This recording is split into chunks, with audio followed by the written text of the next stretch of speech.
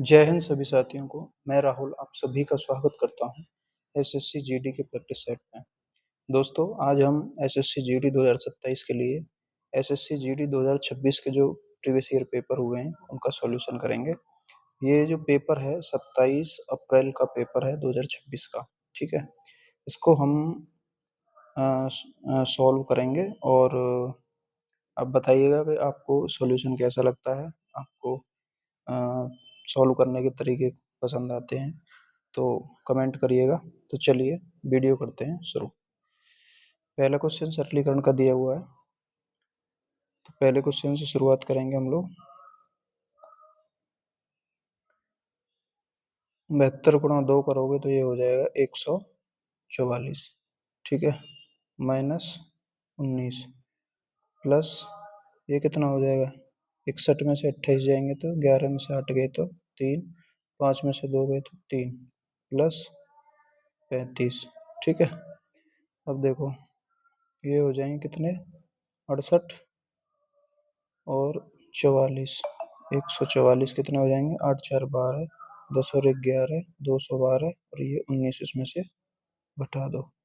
तो 212 में से 19 घटा दो कितना बचेगा, 193। ठीक है, नेक्स्ट है, ये भी एक सरलीकरण का क्वेश्चन है। देखो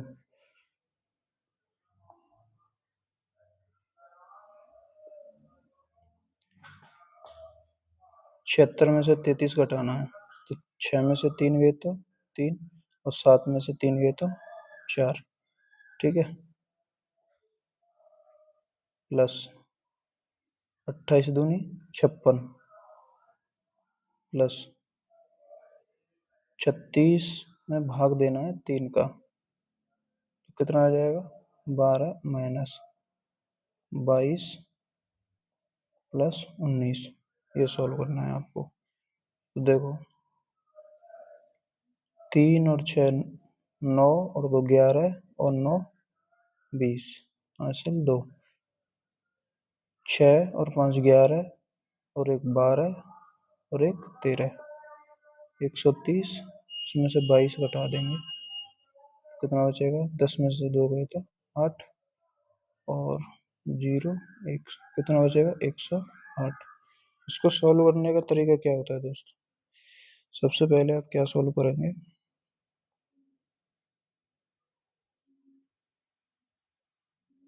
बी बॉड मास होता है ये,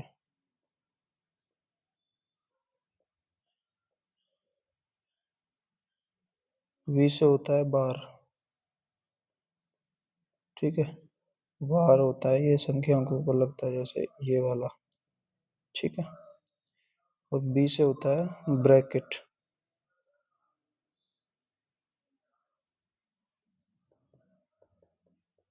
ब्रैकेट ब्रैकेट ये कोष्टक होते हैं।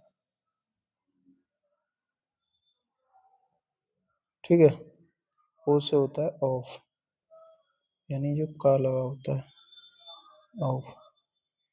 डी से होता है डिवाइड। ठीक है, डिवाइड इसको कहते हैं भाग, ये होता है मल्टीपल, यानी कि गुणा। ठीक है, ए का मतलब होता है एडिशन, मतलब ऐड करो, यानी कि जोड़ कह सकते हैं। और ये होता है सबट्रैक्ट, मतलब इसका होता है घटाव। इस क्रम में इसको सॉल्व किया जाता है। ठीक है भाई, सबसे पहले बार सॉल्व करेंगे, फिर कोष्टक, फिर ऑफ, फिर भाग, फिर गुणा, जोड़ और फिर घटाव, तब जाके आपका आंसर निकलता है। ठीक, नेक्स्ट क्वेश्चन है सरलीकरण का, ये नेक्स्ट भी देखो। हम क्या करेंगे, इसमें से इसको घटाएंगे, 5 4 प्लस 29 एकम 29 प्लस 11 प्लस ये कितना हो जाएगा, 17 दूनी 34 माइनस 19। अब देखो 5 और 9 14, 15 और 4 19, 19 4 5 और 2 7 और 2 4 11 माइनस के 9। 119 में से 9 गए तो 119 में से 19 गए 100, कितने बचेंगे 100। नेक्स्ट क्वेश्चन है क्वेश्चन नंबर 4। ये भी सरलीकरण का है, इसमें से इसको घटाओ। 4 5 54 प्लस यहाँ 11 प्लस 21 दूनी 42 प्लस, और ये कितना बचेगा यहाँ से 4। अब देखो कितना हो जाएगा ये 4 और 1 5, 5 और 2 7 और 4 11, 5 6 और 5 11, 111। ठीक है, समझ में तो आ रहा है ना दोस्तों। चलिए नेक्स्ट क्वेश्चन है क्वेश्चन नंबर 5। अब देखिए ये क्वेश्चन है मेंसुरेशन से। एक समांतर चतुर्भुज का एक कोण कितना दिया है 60 डिग्री है, उसके आसन्न कोण का मान क्या हुआ। समांतर चतुर्भुज पहले आपको पता होना चाहिए कि कैसा होता है। ये होता है समांतर चतुर्भुज। इसमें क्या होता है, आमने सामने की भुजा बराबर होती हैं। ठीक है, इसका एक कोण कितना दिया है 60। इसमें क्या होता है, आसन्न कोणों का योग कितना होता है। इसकी कुछ 2-3 बातें याद रखने की हैं कि आसन्न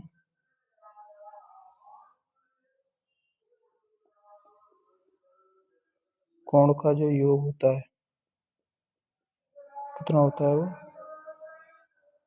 180 डिग्री होता है। ठीक है, और दूसरी जो चीज है, आसन्न कोणों का योग क्या होता है 180।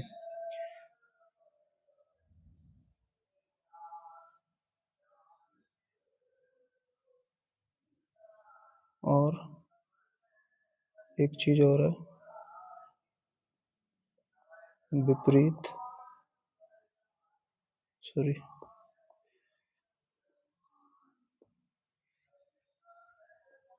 विपरीत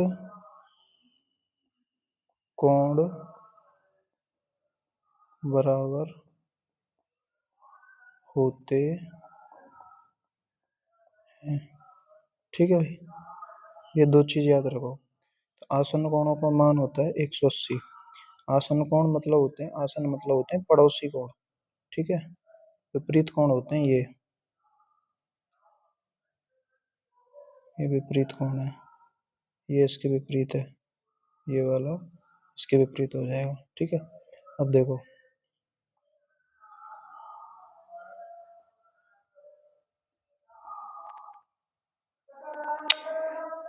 ये कोण 60 है, तो ये कितना हो जाएगा, दोनों कोणों का योग कितना हुआ 180। तो 180 में से आप कितना घटा दोगे 60, तो ये कितना निकल के आ जाएगा 120। तो कितना आंसर आ जाएगा 120। ठीक है भैया, यही तरीका है बस इसका करने का, और कोई नहीं है, केवल ये चीज आपको याद होनी चाहिए बस। नेक्स्ट क्वेश्चन है क्वेश्चन नंबर 6। ए और बी का लघुत्तम समावर्तक कितना है 15। सी तथा डी का लघुत्तम समावर्तक 25 है, तो ए बी सी डी का लघुत्तम समावर्तक कितना होगा। देखो ए और बी का लघुत्तम समावर्तक कितना है, ए और बी का कितना 15, और ए बी सॉरी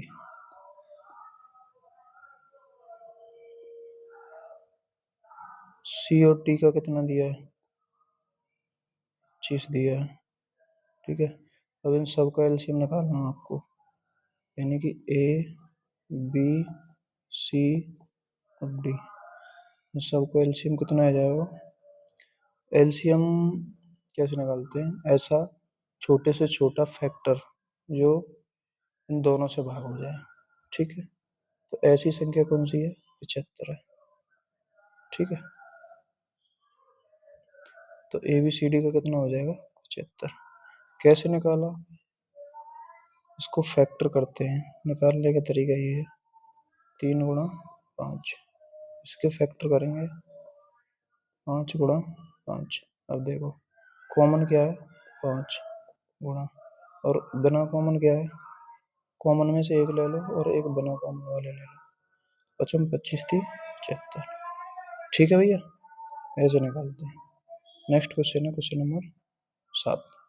ए और बी, ए तथा बी का लघुत्तम सामर्थ्य कितना, 30, और सी बराबर कितना दिया, 18। तो ए बी सी डी का लघुत्तम सामर्थ्य कितना, देखो ए गुणा बी बराबर कितना दियो, 30, लघुत्तम सामर्थ्य 30 दियो, और सी को कितना दिया, 18।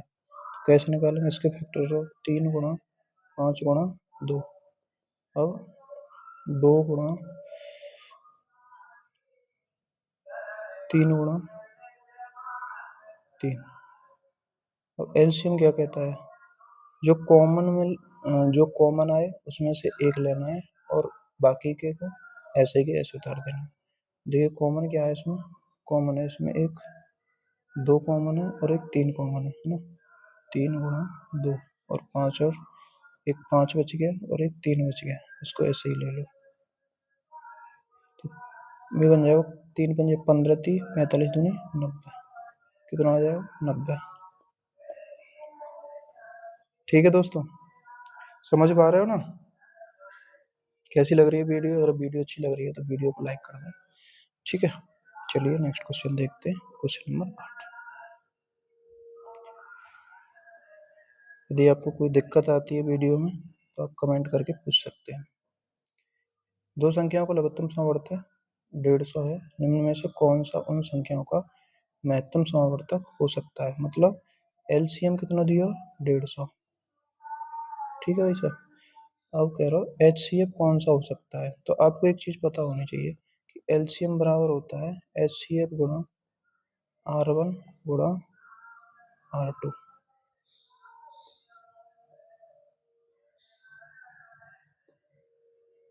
R1 गुणा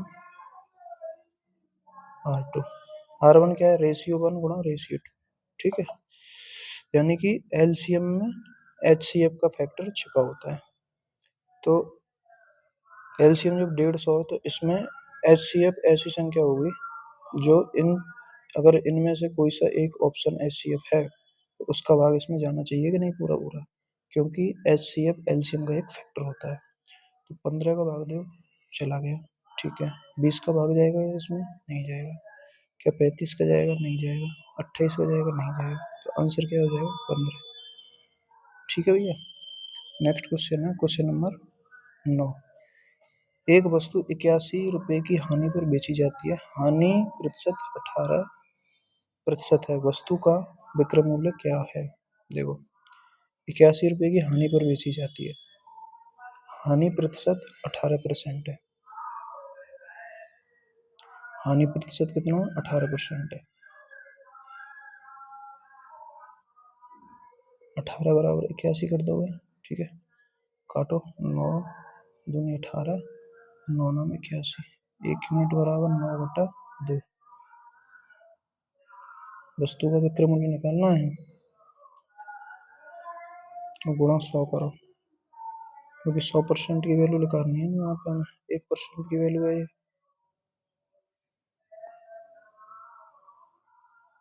9/2, तो 100% की वैल्यू कितनी आ जाएगी, हो जाएगी, गांव वाली भाषा यूज आ जाती है मेरी। 9 × 2 × 100, 2 से काटो 50 बार, और 9 पंजे 45, ये कितना आ जाएगा, 450। ये आएगा तुम्हारा सीपी। एसपी, एसपी कितना होगा, 81 रुपए की हानि पर बेची जाती है, किस रुपए, 81 की हानि पे, 81 की हानि पे बेची जाती है। तो देखो 81 हम से घटा दो,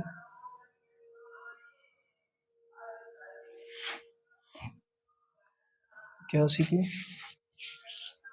हानि पे बेची जाती है, तो 81 यहाँ में से क्या करेंगे हम, माइनस, एस पी आ जाएगा। 9 बचो, 14 में 8 की तो 6, 369, ऑप्शन नंबर 3 राइट आंसर है। ठीक है भाई, नेक्स्ट क्वेश्चन है क्वेश्चन नंबर 10, नहीं सॉरी 11 आ जाएगा ना, हाँ ये 10 आएगा। दो संख्याओं में छोटी संख्या का 40% बड़ी संख्या के 20% के बराबर है। मान लो मैंने दो संख्या मानी, एक संख्या ए मानी, ए मानी, ए का 40%, ए का 40%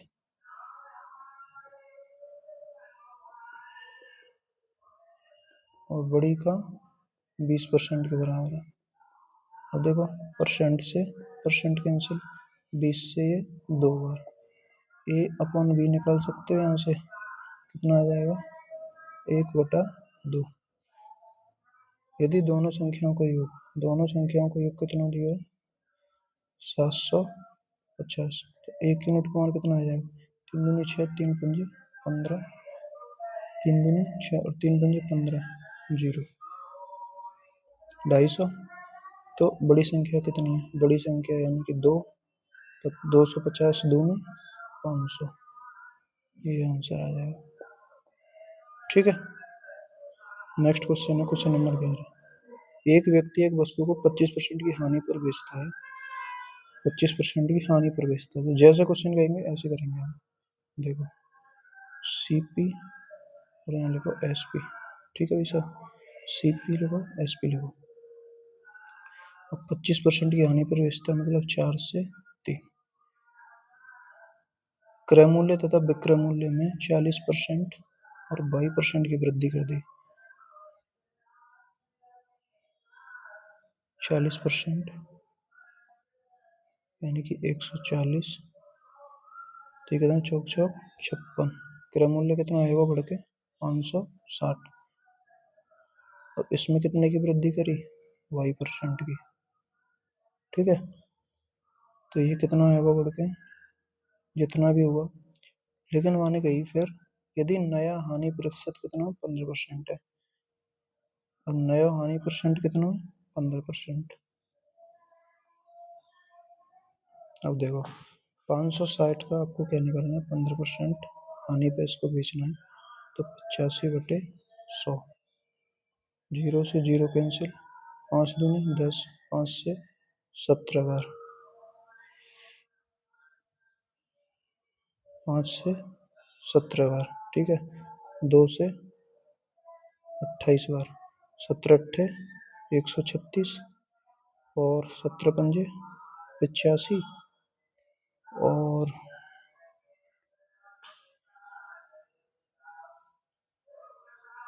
17 अट्ठे 136 हासिल लगी 13, 17 दूनी 34, 34 और 13 कितने आएंगे 34 और 13 आएगा 47, 476। अब कह रहा हो वाई का मान निकालना है, तो वाई मतलब ये निकालना है हमें, तो अभी तो 300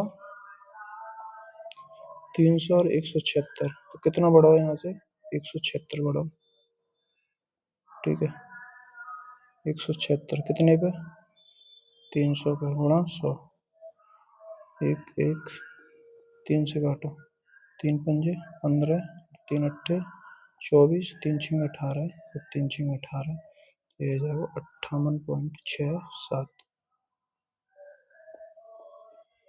समझ में आया ना दोस्तों? आई होप कि आप समझ पा रहे होंगे। यदि समझ में कोई क्वेश्चन नहीं आता है तो आप एक बार वीडियो बैक करके दोबारा समझ लें, आपको 100% समझ में आ जाएगा। ठीक है, चलते हैं क्वेश्चन नेक्स्ट। 12वां क्वेश्चन है, एस अकेले एक कार्य का 3/4 18 दिनों में कर सकता है। देखो एस अकेले कार्य का 3/4 18 दिनों में, तो पूरा काम कितने दिनों में कराएगा 3 छिंगे 18, 6 चौक 24, यानी एस कराएगा 24 में। एस कितने में करेगा, एस करेगा मेरे भाई 24 में पूरा काम। कह रहा एस आर एस से 3 गुना अधिक कार्यकुशल है, आर एस से 3 गुना अधिक कार्यकुशल है। ठीक है, 3 गुना अधिक कार्यकुशल है। तो अब एस कितने में कर रहा है? 24 में। और क्षमता कितनी है? 1। ये एफिशिएंसी की क्षमता है, ये इनकी क्षमता है दोनों की, आर और एस की। अब टोटल काम निकालेंगे तो एस 24 में कर रहा है और उसकी क्षमता 1 की है, तो टोटल वर्क आ जाएगा 24। ठीक है। अब कह रहा है आर अकेले उसी कार्य को कितने दिन में करेगा? आर अकेले उसी कार्य को कितने दिन में करेगा? तो 24/3, 3 × 8 = 24। ठीक है। नेक्स्ट क्वेश्चन है क्वेश्चन नंबर 13। एम और आर मिलकर किसी कार्य को 18 दिन में कर सकते हैं। देखो, एम और आर 18 दिन में कर रहे हैं, और उसके बाद आर और पी ये 24 में। ठीक है। और पी और एम ये कितने में कर रहे हैं? 36। एलसीएम ले लो इनका, एलसीएम आ जाएगा 144। 36 से 4 बार, ये 6 बार 24 से, 18 8 144।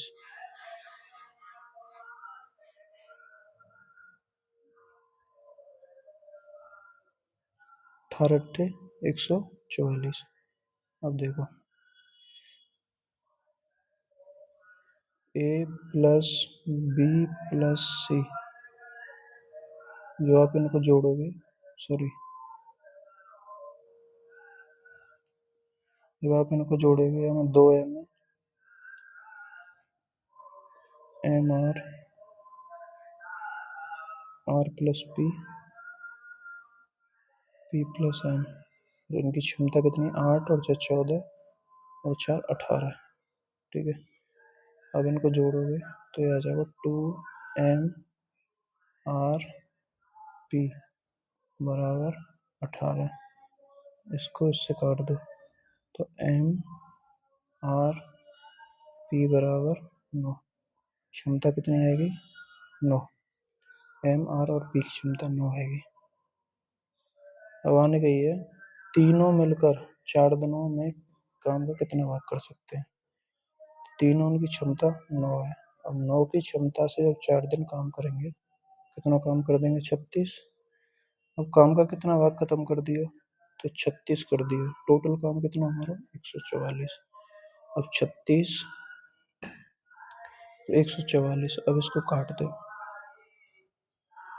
18 दूनी 36 और 18 अट्ठे 144, और 2 से 4 बार, यानी कि 1/4। ठीक है भाई, समझ में आया ना? सबसे टिपिकल होता है कि एफिशिएंसी निकालना टाइम एंड वर्क के कार्यों में। जब आप क्षमता निकाल लेते हो किसी भी क्वेश्चन की, तो फिर उसमें कुछ नहीं है सॉल्व करने में। ठीक, तो क्षमता आपको ऐसे ही निकालनी पड़ेगी इस क्वेश्चन की। तो चलिए फिर नेक्स्ट क्वेश्चन है क्वेश्चन नंबर 14। एक नाव धारा के अनुकूल और धारा के प्रतिकूल गति। तो देखो, धारा के अनुकूल यानी कि बी प्लस डब्ल्यू कितना है? 42। और विपरीत बी माइनस डब्ल्यू वो कितना दिया? 36। अब शांत जल में नाव की गति निकालनी है, यानी कि बोट की गति निकालनी है। बी फॉर बोट और डब्ल्यू फॉर वाटर। ठीक है। अब दोनों को जब आप जोड़ोगे तो यहाँ से 2b बराबर, ये आ जाएगा 8, ये 7, और b बराबर 2 से काटोगे तो 39। कितना आ जाएगा? 39। ठीक है भाई साहब। नेक्स्ट क्वेश्चन है क्वेश्चन नंबर 15। शांत जल में एक नाव की गति 23 किलोमीटर प्रति घंटा। यदि नाव धारा के प्रतिकूल 17 किलोमीटर प्रति घंटा है, नाव की गति, तो धारा की गति कितनी है? तो डब्ल्यू पूछा है इसमें। देखो, शांत जल में नाव की गति यानी कि बोट बराबर कितना दिया है? 30।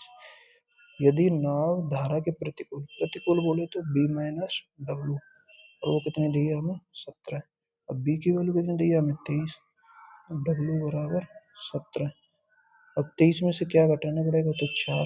तो डब्ल्यू की वैल्यू कितनी आई? 4। तो वही तो पूछा हूँ, धारा की गति। 23 में से 4 घटाएंगे तो कितना आएगा? 17। वीडियो दोस्तों यदि अच्छा लग रहा है तो वीडियो को लाइक करें। चलिए नेक्स्ट क्वेश्चन है, क्वेश्चन नंबर 16। एक नाव धारा के अनुकूल गति 35 किलोमीटर प्रति घंटा है। धारा के अनुकूल मतलब B प्लस डब्ल्यू कितना है? 35। ठीक है। धारा 5 किलोमीटर प्रति घंटा है। धारा की गति कितनी है? W बराबर 5 है, तो B बराबर कितनी आ जाएगी? 30। सीधी सी बात है। 350 किलोमीटर धारा के अनुकूल जाना, मतलब 350 धारा के अनुकूल। अनुकूल की चाल कितनी है हमारी? 35। ठीक है। और 150 किलोमीटर धारा के प्रतिकूल तय करने में कुल समय कितना लगेगा? और 150 किलोमीटर प्रतिकूल और 150 किलोमीटर प्रतिकूल जाने, अब प्रतिकूल निकाल दे। B माइनस डब्ल्यू कितना आ गया यहाँ से? 25। ठीक है। अब 25 से काटो 6 बार और 35 से काटो 10 बार। 10 और 6 16। ठीक। नेक्स्ट क्वेश्चन है क्वेश्चन नंबर 17। एक वस्तु द्वारा एक वस्तु का क्रय मूल्य 10,000 है, इसे 40% के लाभ पर बेचा जाता है, 30% की छूट दी गई थी, वस्तु का अंकित मूल्य क्या है? अब देखो आपने ये तो पढ़ा होगा कि सीपी एमपी का एक रेशियो होता है कि 100 माइनस डिस्काउंट परसेंट और 100 प्लस प्रॉफिट या फिर लॉस परसेंट। ठीक है, ये होता है। अब देखो 100 माइनस डिस्काउंट कितना दिया? 40% है ना। छूट कितनी दी है? 30। तो 100 में से 30 घटाओ और 100 में प्रॉफिट, प्लस माइनस आएगा यहाँ पे। और प्रॉफिट है तो जुड़ेगा, और अगर हानि है, लॉस है तो घटेगा। तो प्रॉफिट कितना है? 40 का, तो ये हो जाएगा 70 और यहाँ हो जाएगा 140। अगर मैं यहाँ से रेशियो निकालूंगा तो 1:2। वस्तु का अंकित मूल्य क्या हो? तो क्रय मूल्य कितना है? 10,000। तो 1 यूनिट की मान 10,000 है, तो 2 यूनिट की मान कितनी आ जाएगा? 20,000। Next question, question number 18। निम्नलिखित में से किस में अंकित मूल्य अधिकतम होगा? अंकित मूल्य अधिकतम निकालना है। देखो एसपी कितना दिया है? 4,000। 10% की छूट है, नहीं 10 से 9, 9 यूनिट का मान ये है।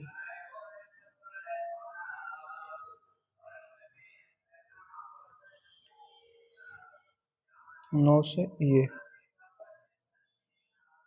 तो 40, 4,000 बटे 9 गुणा 10, तो यानी 40,000 बटे 9। 9 से जब भाग देंगे 9 चौक 36, 4 बचे, 9 चौक 9 चौक 9 चौक 0.4, कितना आ जाएगा ये आ जाएगा आपका 4.4। ठीक है, एमपी। अब नेक्स्ट जो निकालेंगे हम, कितना दिया है? एसपी दिया हमारा 5,000। कितना दिया एसपी हमारा? एसपी दिया है 5,000। छूट कितनी दी है? एमपी और एसपी निकालते हैं ना ऐसे छूट से, यानी कि 4 से 3। अब 3 यूनिट को मान 5,000 दिया है, तो 5,000 बटा 3 गुणा एसपी निकालेंगे 4, 5 चौक 20, मतलब 20,000 बटा 3। 3 को भाग देंगे, 3 छंग 18, फिर 3 छंग 18, फिर 3 छंग 18, फिर 3 छंग 18, तो ये आ जाएगा 6,6,6.6। ठीक। और नेक्स्ट जो निकालेंगे, ऐसे क्वेश्चन को बाद में करना चाहिए भाई साहब, क्योंकि ये क्वेश्चन आपका टाइम खा जाएगा। एसपी दिया है इसमें, एसपी दिया है 6,000 और छूट दी है इसमें, दी है 45%, मतलब 5 नाम 45 और 5 दाड़े से 20 हुआ, मतलब 20 से 11, 11 11 को उसमें जब डिवाइड करोगे तो 6000 बटे 11 गुणा 20, 6 दूनी 12 बटे 11, 11 एकम 11, 11 एकम 11 बचो एक यहाँ आएगा 10, 0, 11 नंबर 99, बचो एक नंबर 99 यानी 10,909।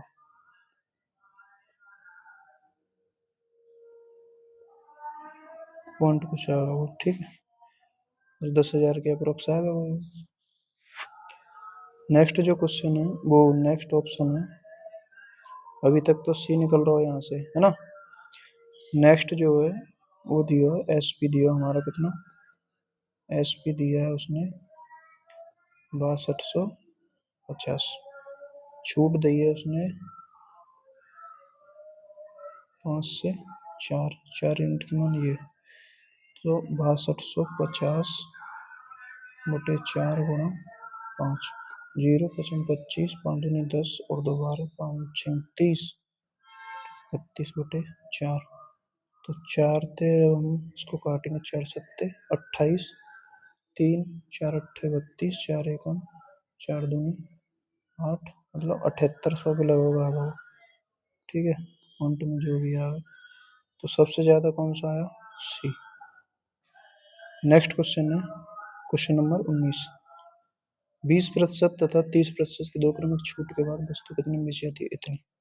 तो देखो 10, 20% का जो फ्रैक्शन होता है वो 1/5, मतलब 5 से 4 में बेची जाती है, 5 से 4 में, और 3/10 होता है उसका फ्रैक्शन 30%, मतलब 10 से 7 में, 10 पन्ना 50 और 4 गुणा 7, यूनिट बराबर कितना दिया है, 4480। ये एम पी है, ये एस पी है। 7 से काटो, 7 छिंग 42, 7 चौक 28, 4 से काटो, 4 एकम 4 छिंग 24, 160 पूछा अंकित मूल्य, तो 160 गुणा 50 करोगे तो 16 पंजे 80, 2 जीरो 8000, ठीक है भाई। क्वेश्चन समझ में तो आ रहे हैं ना आप सभी को। नेक्स्ट क्वेश्चन है क्वेश्चन नंबर 20, जो कि लास्ट क्वेश्चन होगा इस वीडियो का। 1.8 मीटर लंबा एक लड़का 1.2 मीटर लंबी छाया बनाता है। अब देखो ये क्वेश्चन आया है किससे, ये आया है ऊंचाई, हाइट एंड त्रिकोणमिति में जो होता है हाइट एंड डिस्टेंस वाला जो चैप्टर होता है, वो इमारत वगैरह देते हैं उसमें, उससे आया। इसको कैसे करें, ये कंपेयर वाला क्वेश्चन है। देखो दो डायग्राम आपको बनाना है, दो डायग्राम बना लेने हैं इसमें।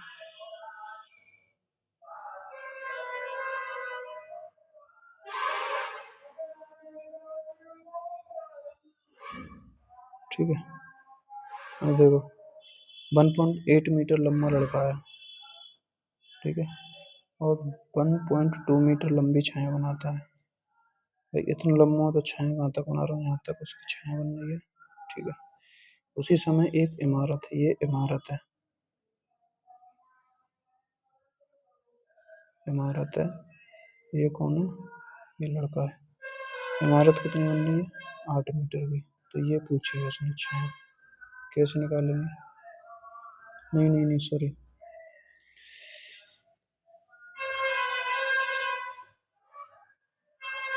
ये दिया उसने 8 और ये लंबाई पूछी है, ऊंचाई इमारत की।